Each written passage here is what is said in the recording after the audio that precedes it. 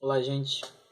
Essa aqui é a aula 10, é a continuação do conceito de paradigma do Sidfield, e nós tratamos nessa aula do ato número 2, que é a confrontação, tá? Nós já falamos do ato 1, que é a apresentação, é onde você fisga o leitor. Iremos falar agora da confrontação e, num outro vídeo, da resolução. Bem, do que se trata a confrontação? Vocês vão perceber que é o desenrolar de toda a história. Sidfield diz que a confrontação tem que ter o maior tamanho dos três atos. Se ele diz que o ato 1 tem que ter 25%, ele fala que a confrontação tem que ter 50%. Ou seja, a grande parte do seu livro está na confrontação, tá?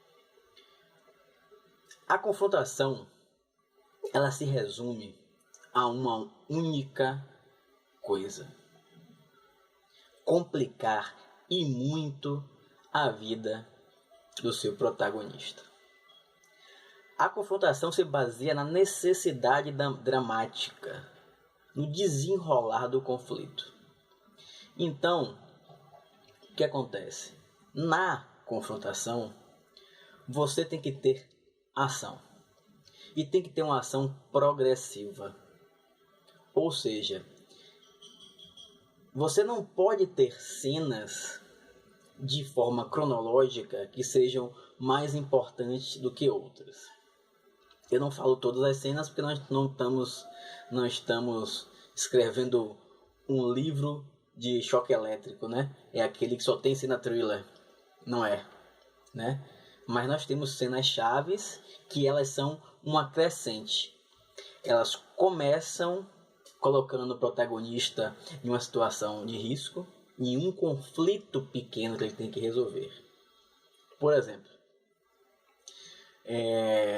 no meu livro, Eu Inabalável, que eu falei deu exemplo na aula anterior, né? Vamos continuar com ele para você ter uma ideia melhor do paradigma. A primeira cena do Leonardo, que gera uma expectativa no leitor, é ao retorno dele ao antigo colégio, né? Então você tem essa cena que já é uma cena de conflito do próprio personagem. Como é que ele vai lidar com isso, principalmente quando ele vê a sua antiga namorada. Só que a partir daí, eu vou ter mais cenas-chave, que cada cena que se passa, ela vai crescendo em dramaticidade. É uma progressão dramática. Até chegar na última cena da confrontação, que nós vamos ter o outro ponto de virada, tá? Porque nós temos o ponto de virada, que é a premissa dramática, né? Que no caso do Inabalável foi a morte do pai de Leonardo. E temos um ponto final de premissa, que é a progressão de cenas conflitantes que gerem conflito ao protagonista até uma situação que vai mudá-lo de novo. Por quê? Porque no ato 1 ele mudou, não mudou? Ele não era uma pessoa normal, e aí ele teve a morte do irmão, a morte do pai, ele viajou e ele voltou para o Brasil, e nesse momento ele já é uma outra pessoa. É um ponto de virada. Agora ele quer vingança, ele tem ódio dentro dele. Então a confrontação vai trabalhar esse ódio de forma progressiva.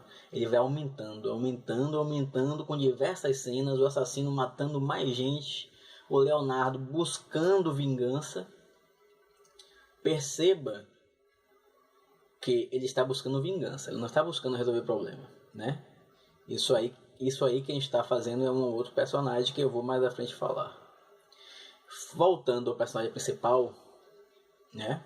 O Leonardo ele tem essa progressão de conflitos, de cenas conflitantes, até chegar em um clímax. No caso, qual é o clímax do Eu Inabalável? Ele sempre achou que o professor de história, Humberto, era o assassino. E ele chega a capturar Humberto e vai com a ideia de matar Humberto. Só que nesse momento existe um outro ponto de virada. Qual é o ponto de virada? Ele não se vê capaz de executar sua vingança.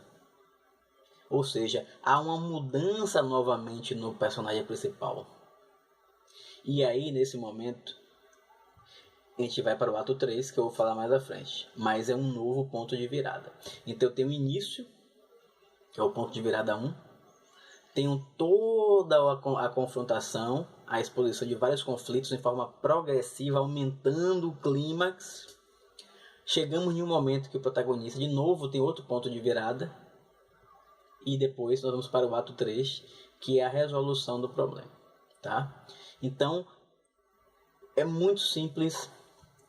Ou seja, como via de regra do paradigma, a confrontação é muito simples. É você realmente colocar muitos obstáculos para o protagonista. Obstáculos pequenos, né? Como degraus, que ele vai subindo, galgando, até chegar no último degrau, onde tem uma outra virada, outro revés da história, onde o protagonista novamente se torna outra pessoa. E aí nós vamos para o ato 3. Tá? Bem, eu falei agora há pouco sobre a outra personagem do livro, né? Na confrontação, nós podemos colocar histórias paralelas, certo? E essas histórias paralelas, elas também sofrem conflitos, né? Personagens secundários que sofrem conflitos, né? E que vão também ter a mesma coisa, a progressão conflitante até ter o clímax do personagem. O importante de se ter tramas paralelas, né?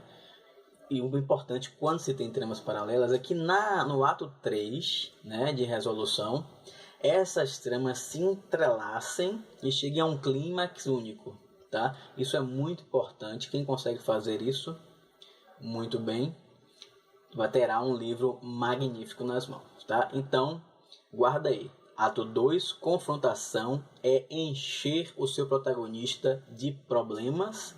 E ele tem que passar por isso tudo, porque ele está se transformando até chegar ao ato 3, que é a resolução. Tá bom? Até a próxima aula.